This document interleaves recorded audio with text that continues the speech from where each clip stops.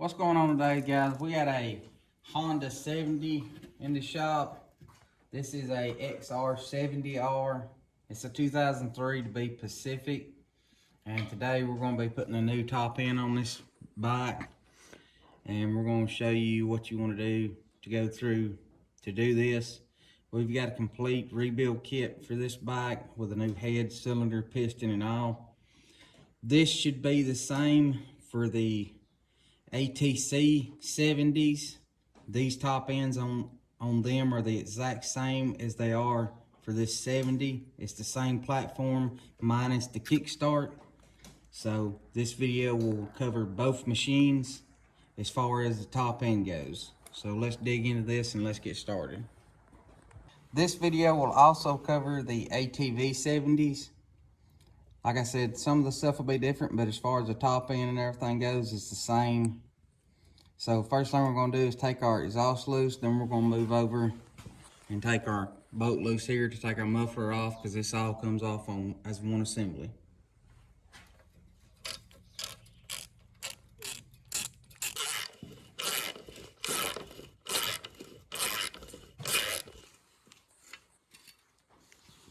Next thing you're going to want to do is just undo your plug wire.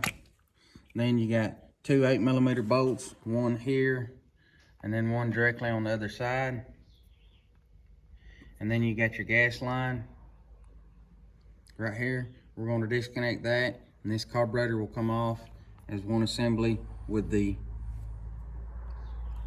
intake on it and all.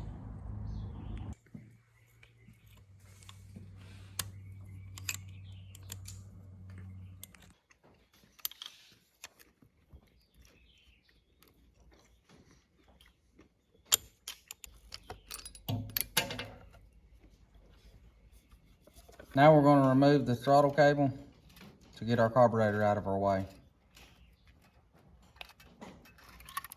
So the next thing we're going to do is take our timing cover off to get ready to set it in time before we pull everything down. And to do that, you got to take this cover off. And as you see, there's no bolt holes or nothing in this. The bolt holds this on is on the other side. So if we come to the other side, you'll see that there's a bolt right here. This bolt right here is what holds that on. So we just take it out, and once we take it loose, we're able to pop that cover off on the other side. Should be able to just stick a screwdriver in here, pop it right off. Now we're going to take our side cover off so we can check our timing marks to make sure everything's in time.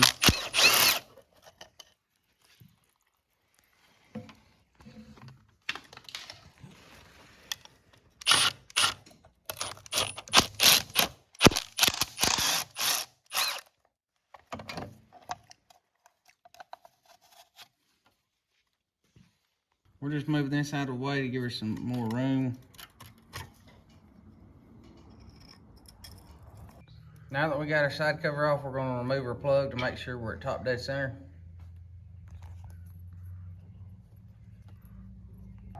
Now, I don't know if y'all can see this, but we do have it. Right there you can see the piston where I've scratched it with a screwdriver. It is at top dead center. Now, the reason behind doing this, I always like having my piston all the way up in the bike in time, because it makes it easier for me to put it back together and everything, knowing where my machine's at. That's just my personal preference on how to do stuff. But at this point, just make sure your piston's all the way up.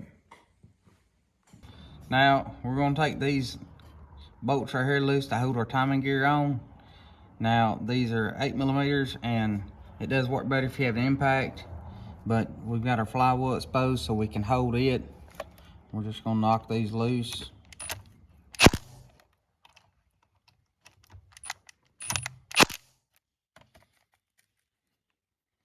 And this will allow us to remove our timing chain gear, and then we're going to remove these bolts here and work on removing our head. Once you get them loose, you're going to move down here. This is there's a tensioner wheel in here that works the tensioner of your timing chain. You're going to want to remove this. This is going to allow you to have slack in your timing chain to get your sprocket off.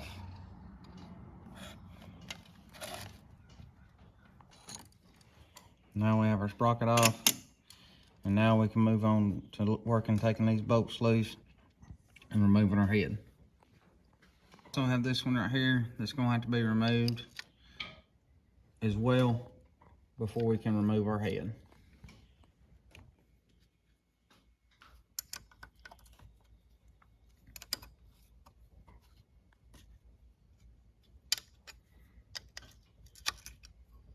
Now once you get your bolts removed, you may have to take a mallet or something and tap your head to get it loose. You're going to work your chain around down in it.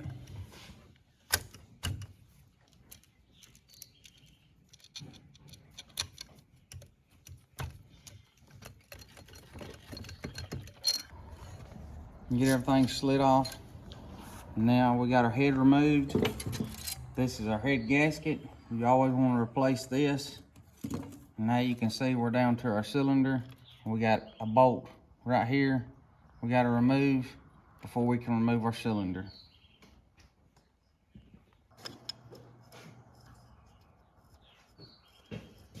Got our cylinder loose. You just pull it straight off. As you can see, our tensioner wheel fell off. That's not really a big deal at this point. We're just trying to get everything disassembled. Now that we got everything disassembled, our next step we're going to do is clean off our base gasket, clean all this dirt and stuff off, take our piston and everything off, and get our new piston back on with our new rings and everything, and get ready to reassemble. Now before we show y'all everything we're going to clean off, to remove this piston, you'll see that there's a groove here. You get down in here with your pick or something, and you have to flip this little keeper ring out. And then on the other side, you may have to go over there with your pick and push your piston pin or your wrist pin out the other side so we can remove our piston.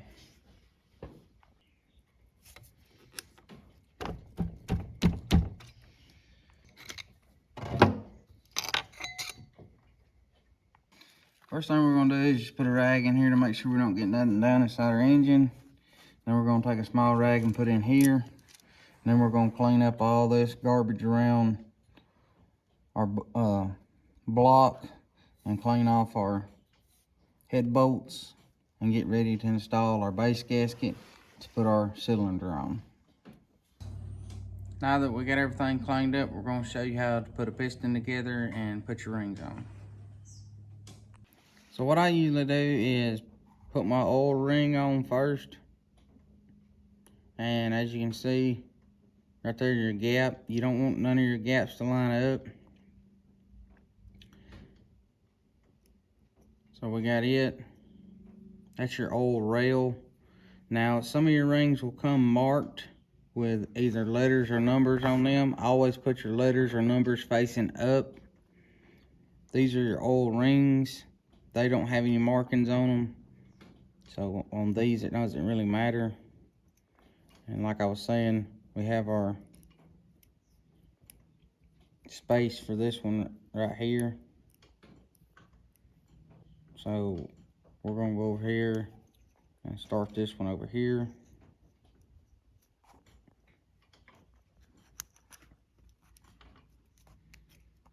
We're going to put it on the bottom of the rail. Now these oil rings, as you can tell, these oil rings are on this particular kit, they're black with a silver outlining, and they are also the thinnest ones out of the kit of your rings. So we've got a gap here, we've got a gap here. Now we're going to put our other oil ring gap over here.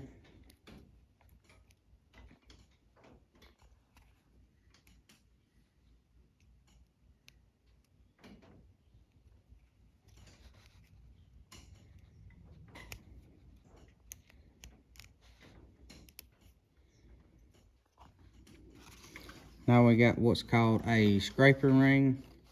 Your scraper ring is going to be just a solid black ring. Like I said, you want to check it and make sure that it doesn't have any numbers or letters on it, and if it does, you want them facing up.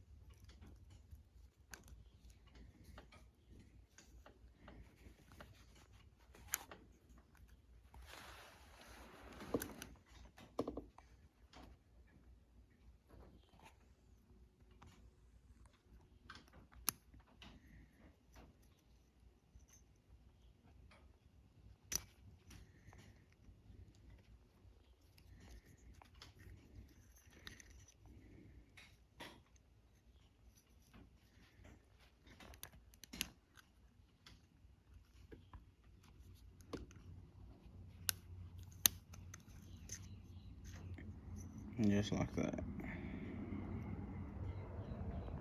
And with this one, just like before, you want your gap on the opposite side of your other one.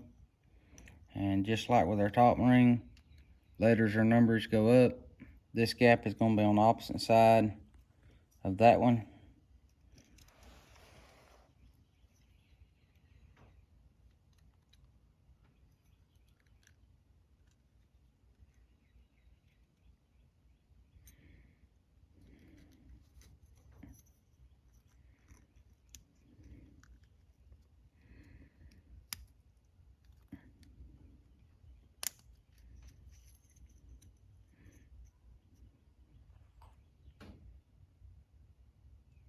Your piston put together, make sure you put one circlip in.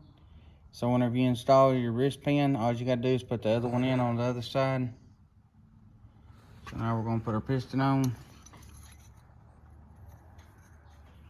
And when you're installing your piston, always make sure that the intake is pointing toward the carburetor.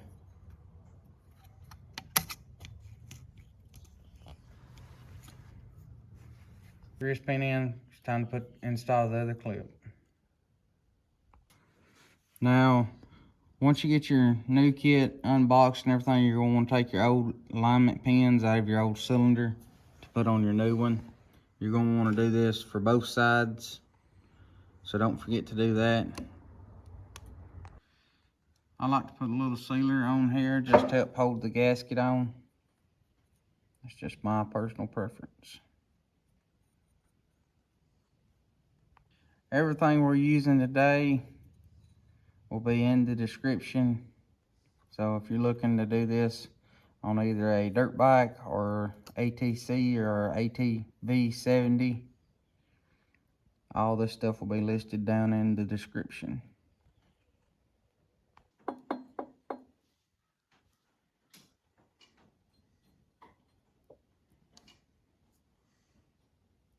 Once we got sealer on both sides, now we've installed our gasket. Now it's time to install our cylinder onto our bike.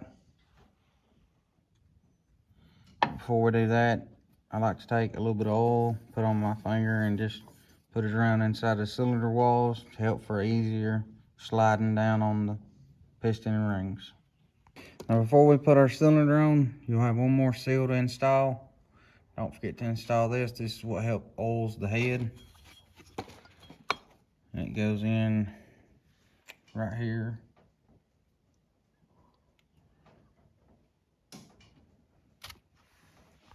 Now what we're going to do here is we're going to slide our cylinder down, and we're going to have to work our rings in one by one till we get it down over all our rings.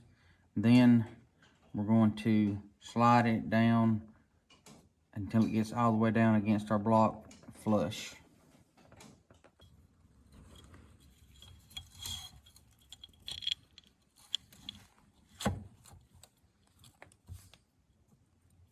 Once you get your cylinder installed, you're just going to finger tighten this down till it touches enough to hold this up here. You're not going to want to tighten this down all the way.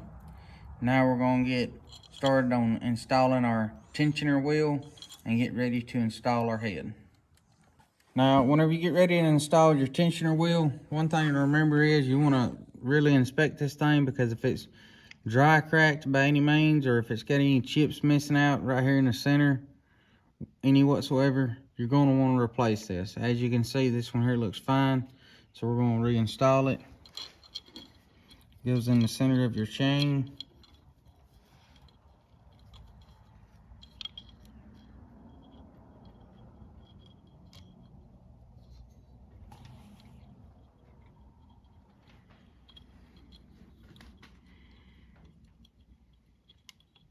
You're going to line up the hole on it and tighten it up. Don't forget there's supposed to be a washer behind this bolt.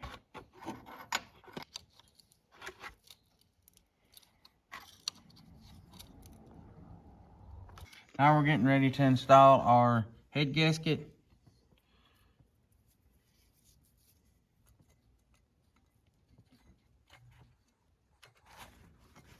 I want to flip it around.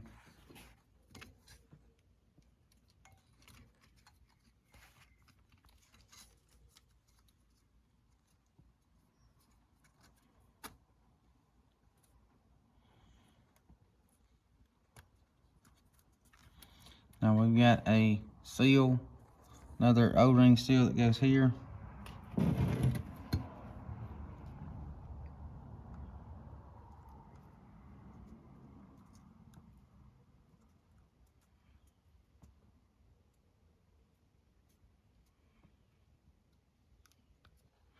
Now we're ready to install our head. Now that we got our head started, just slide it on. It's good to use you a piece of wire to fish your chain through, that way you ain't gotta worry about dropping it. Now we're gonna put our top cap on. It's a good idea to put just a little bit of sealing around this. Then after we get this on, I like to put just a little bit of anti-seize right here to keep from corrosion happening from all the dirt and water and stuff that slings up on your head bolts right here. Just a little tip.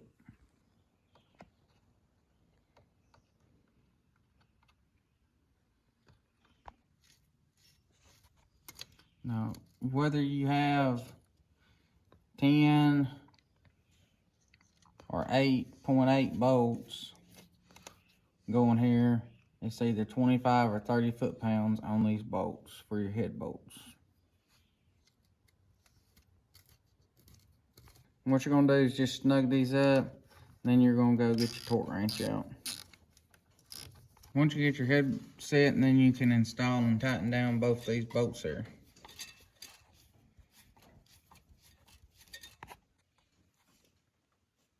You can torque these at 25 pounds also. Once you get your head on, everything torqued down, then it's time to time it. What you're gonna have to do is get this on here as close as you can, then take you a screwdriver or something and kind of pop it on, because there will be a little tension on it. And what we done is just stuck some bolts in here to hold it in place. Next thing you're gonna wanna do is turn your motor over until you notice your intake valve will open and then close. That's how we know we've made a revolution. Then we're gonna bring it back around, and as you can see, we're right here on the T, and it is lined up with our notch on the case, and our mark on our timing gear is lined up with our mark on our head, indicating that our machine is in time. So now we're ready to put everything else back together. These here you're gonna torque around 20 foot-pounds. Once you get them tightened down, then it's ready to install our cover.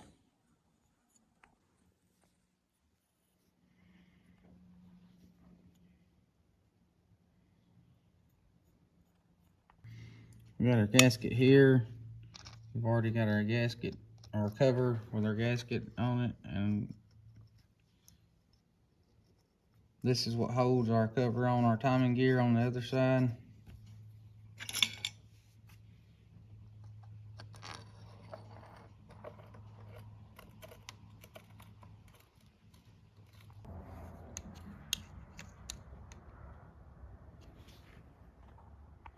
Now we got our timing set and everything, so next thing we're gonna do is adjust our valve, and because this area is so tight, I'm gonna do the best I can explaining this. You're gonna get your feeler gauges out, and this one here is 0.05 millimeter, or 2/1000ths of an inch. The best way to do this is to get you a good set of feeler gauges, get it up underneath your adjuster, and adjust it down till it hits your feeler gauge. Then set your lock nut on it, and then tighten it down, get everything locked in place, then pull out your feeler gauge, and everything should be set. And as you can tell, you can just barely hear it. You really can't feel it with this, this measurement on here. Setting valves is something that takes practice, and don't be surprised if it's something you got to go back and readjust if you have a slight rattle that's coming from your top end. You just stick your feeler gauge to the bottom side, run the square nut down till it touches the feeler gauge, then tighten the lock nut down on it, and That's about all you can do. Now that we got both our valves set, we're gonna put our valve caps on. These here have got rubber gaskets on it. These do not have to be tightened down deathly tight. They just need to be snugged on, because over time with the heat and everything, they will get tight themselves. I've seen people tighten these down extremely too tight over the years, and it just makes it harder for the next person to get them off.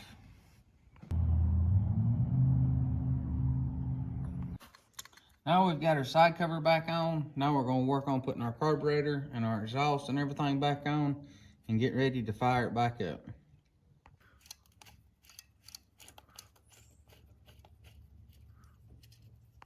We've got our carburetor and everything on. We got our gear shifter back on. We got our muffler on. Only thing left to do is fire up. As you can see, we got it running. It runs great. Don't forget to check out our link in the description for all the parts and